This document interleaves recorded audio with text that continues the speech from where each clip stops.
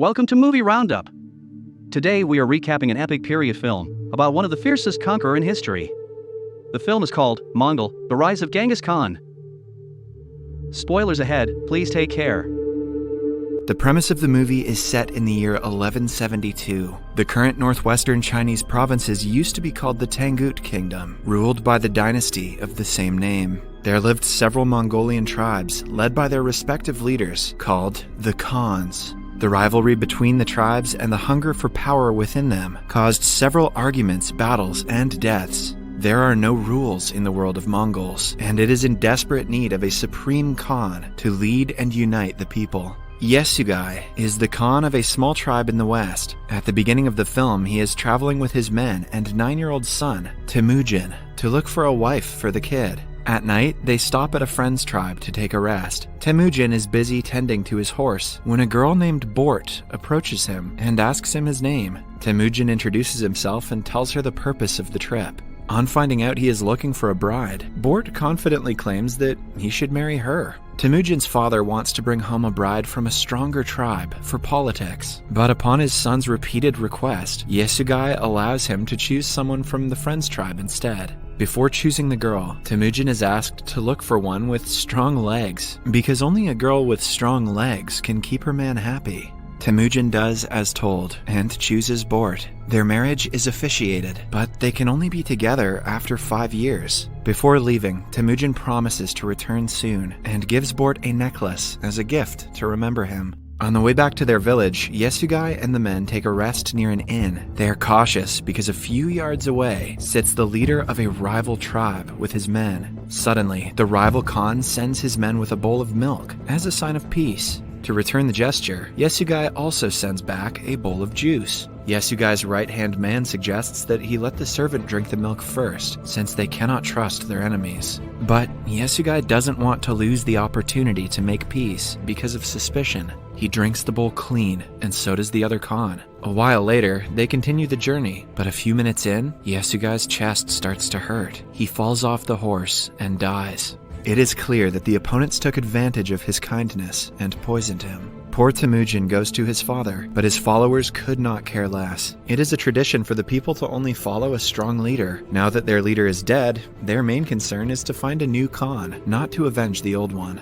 In the following scene, Temudgin and his mother attend Yesugei's funeral. Yesugei owned a lot of cattle and houses, which are taken over by his right-hand man, Targutai. Temudgin's mother curses him and claims that her son will kill him one day. Targutai realizes it is true and makes it his mission to kill Temudgin. However, they measure his height, which doesn't reach the upper part of the wheel of a cart. According to the traditions, Mongols do not kill a child, which is why Temudgin's life is saved. But Targutai promises to return next winter when Temudgin's height will have increased. When winter comes around, Temudgin has no place to hide. He remembers his father telling him about God Tengri, who will help him in his time of need. Hence, he goes to the sacred mountain to visit the holy place, but on the way, he accidentally falls into a frozen lake and almost dies. He is rescued by a boy his age named Jamuka. He and his younger brother bring Temudgin to their home and give him food. Temudgin is grateful to the brothers for saving his life. He offers to be Jamuka's brother by blood. They mix their blood in a bowl of milk and drink it to prove their allegiance to each other. The following morning, they are confronted by Targutai and his people, who are still looking for Temudgin to kill him. They abduct him and take him back to the tribe. But fortunately for Temudgin, his height hasn't grown much since the last time, so he has to be held captive until he grows. A kind old man feeds him every day and helps him with his injuries. A few days later, they measure his height again, but it still hasn't gone up. Suddenly, it starts to rain, and everyone goes inside their houses. The old man takes this opportunity to free Temudgin. The kid runs for as long as he can, with the wooden plane still stuck around his neck. He goes to the mountains and prays to God Tengri for help. Temudgin then sees a white wolf beside the monument of God, and seconds later, the wooden plane is miraculously broken. The scene changes to 1186. Temudgin has grown up into an adult, but is still on the run from Targutai and his people. After a years-long search, they are able to capture him and lock him in a similar wooden plane. This time, he has grown enough to match the height reference, so the chances of his survival are low. Targutai wants to see him beg for his life, but Temudgin, being the proud man he is, refuses to do so. As a result, Targatai decides to torture him slowly instead of killing him in an instant. The old man who helped Temudgin years ago feeds him even now. He begs Temudgin to spare his life when he returns to avenge the treatment he is getting. When it gets dark, Targatai comes to Temudgin alone and mocks him. Since everyone is busy, Temudgin takes the opportunity to attack the opponent and kills him by hitting him with the wooden plane repeatedly. After that, he flees from the village and is safe yet again. Temudgin is ready to take his tribe back and become the Khan, but first, he has to bring his bride home. He goes to his in-laws' tribe for the first time since he was 9. Bort has grown up to become a strong and beautiful woman. She reveals that she has been waiting for him since she saw him the last time. Temudgin receives a coat as a dowry and brings Bort with him. The two go to his mother and sister after several years. They are welcomed wholeheartedly by the family. For the next month, they live the life of their dreams. Temudgin and Bort fall deeper in love as spouses, but trouble arises when one day they are attacked by the Merkit tribe.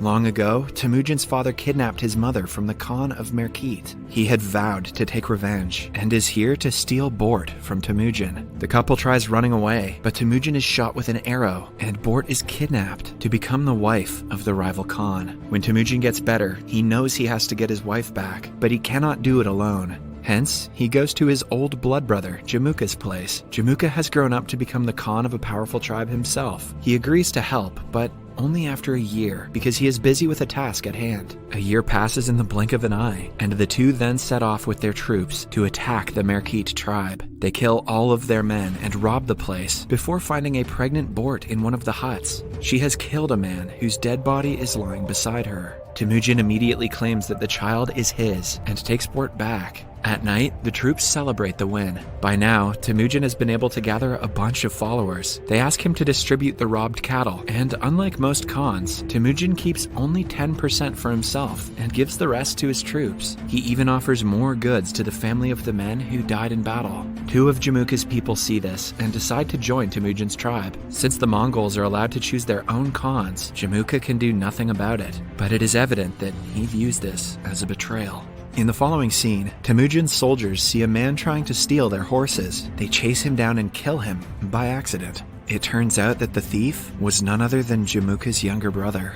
After the incident, Jamuka makes it his mission to kill Temudgin, forgetting that he is a brother by blood. He joins hands with another tribe and makes an attack on Temudgin's tribe. Temudgin knows that his people cannot win the battle because they are heavily outnumbered. Still, he sends the women and children away and makes the men fight with all their might. Even after killing several opponents, Temudgin is caught in the end. Jamuka still calls him brother and urges him to beg for mercy. He doesn't want to kill someone who still has strength and pride left in himself. So instead, he makes him a slave and sells him to the brokers. Temudgin and the remainder of his men are made to walk several miles across the desert to reach the city that is ruled by the Tangut dynasty. After that, they are kept in the open for people to check and buy as they please. A higher official from the dynasty comes to the market one day and shows interest in buying Temudgin. His advisor Monk, however, sees Temudgin and can tell he is not the ideal person to be enslaved. He doesn't even have thick legs. He thinks Temudgin will be the end of the entire powerful dynasty. The buyer only laughs at the statement and buys Temudgin nonetheless. He is then kept in a cage as a freak who people can see and make fun of. The monk visits him every day and begs for forgiveness. He makes a pact with Temudgin that if he looks for Bort, Temudgin will not destroy the monastery when the time comes. While on the search for Bort in the deserts, the monk falls unconscious and dies. Luckily, he is found by Bort, who recognizes the necklace he has as the one she owned for several years. She figures out her husband is still alive and goes to the city to look for him. Since Temudgin is on full display to the people, she doesn't take long before finding him. The same night, she bribes a guard and helps Temudgin flee. He is surprised to see that his son has grown a lot, and Bort now has a second daughter. She reluctantly had to be with another man to make ends meet and to feed her children. Temudgin loves her even more for her sacrifices and tells the little girl that he is her father. The family of 4 returns to their home in the countryside and lives there happily for a month. The kids love their father and play with him all the time. Then, one day, Bort comments that all Mongols are the same. They steal, rob, and kill. The comment is minute, but it makes a huge impression on Temudgin. he decides to leave his family, to unify as many tribes as he can and create rule in the world of Mongols, even if he has to kill half of the tribes to get there. The 3 basic rules they have to follow are: never kill women and children, fight the enemies till the end, and never betray your Khan. The scene cuts to 1196. As Temujin vowed, he has been able to gather an army of Mongols on his side, unifying several tribes and making a massive tribe of his own. The only obstacle in his way to becoming an absolute emperor is Jamuka, who also has an army of followers behind him. Today, the 2 brothers stand on the battlefield with their troops for the ultimate fight. It starts, and Jamuka hastily sends the first batch to fight. Temujin has planned the entire war, while Jamuka is spontaneous, which causes many of his men to be killed. After hours of long and hard battle, Temujin wins and captures the surviving enemy troops, including Jamuka. The troops are taken in as Temujin's followers instead of being killed. The gesture makes them thankful and loyal to their new Khan. The old man who once helped him escape is made the advisor of the tribe. Now, the only thing left to do is to make a judgment for Jamuka. The brothers sit with each other and talk about how far they have come in life. Jamuka proudly reveals he would have killed his enemy if he was in Temujin's position right now. This further proves that he and Temujin are not the same, because Temujin allows him to run away. Out of respect for his brother and the hustle he has done to create an army, Temujin forgives him and lets him go. Then, we see that Bort, with both her children, has reunited with Temujin and lives with him happily. In the end, it is narrated that in 1206, Temujin was made the Khan of all Mongols, named Genghis Khan. As he had promised, he wiped out the entire Tangut dynasty and rebuilt the kingdom, but left the monastery as it was, at the request of the late monk. In the future, he became the founder of the entirety of the Mongol Empire, the largest contiguous empire in history. The film ends here. Thank you for watching. Please like, comment, share, and subscribe our channel. See you soon.